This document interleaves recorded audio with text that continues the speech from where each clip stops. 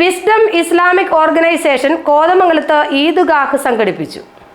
Wisdom Islamic organisation മണ്ഡലം കമ്മിറ്റിയാണ് കോതമംഗലത്ത് ഈദ്ഗാഹ് ഒരുക്കിയത്.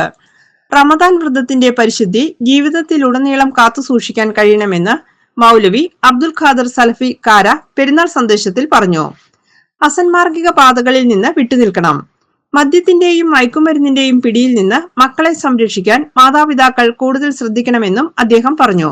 ഞാനും നിങ്ങളും ഈ ഭൂമിയിൽ ജനിക്കാൻ കാരണക്കാരായ നമ്മുടെ പ്രിയപ്പെട്ട മാതാപിതാക്കൾ, ആ മാതാപിതാക്കൾ അധ്വാനത്തിന്റെ, പ്രയാസത്തിന്റെ, വേദനയുടെ വിലയാണ് ഞാനും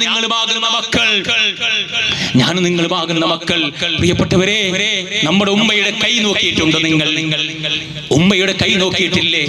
നമുക്ക് വേണ്ടി രുചികരമായ ഭക്ഷണം ഉണ്ടാക്കാൻ ആ ഉമ്മ വെജിറ്റബിൾ കട്ട് ചെയ്തപ്പോ, ഭക്ഷണം പാചകം ചെയ്തപ്പോ മൂർച്ചയുള്ള കത്തികൾ നമ്മുടെ ഉമ്മയുടെ കയ്യിൽ കൊണ്ടിട്ടുണ്ട്. ആ കൈ മുറിഞ്ഞു പോയിട്ടുണ്ട്. ആ മുറിഞ്ഞു പോയ കയ്യിൽ ഒരു തുണിശീല കൊണ്ട് ചുറ്റിയിട്ട് വീണ്ടും എന്റെ മോൻ വരുമ്പോ അവന് രുചികരമായ ഭക്ഷണം ഉണ്ടാക്കി കൊടുക്കാൻ വേണ്ടി ആ ഉമ്മ പരിശ്രമിക്കുന്നു. പ്രിയപ്പെട്ടവരെ, ഉപ്പാന്റെ അധ്വാനം കണ്ടിട്ടില്ലേ? ഉപ്പാന്റെ വിയർപ്പ് കണ്ടിട്ടില്ലേ? പ്രിയപ്പെട്ടവരെ, വിയർത്തൊലിച്ചു വരുന്ന ഉപ്പയെ കാണാൻ നമുക്ക് പ്രയാസ, വല്ലാത്ത നാറ്റാണ്. പ്രിയപ്പെട്ട സഹോദര മോനെ, ആ ഉപ്പാന്റെ വിയർപ്പിന്റെ നാറ്റമാണ്. GTV news Kothamangalam.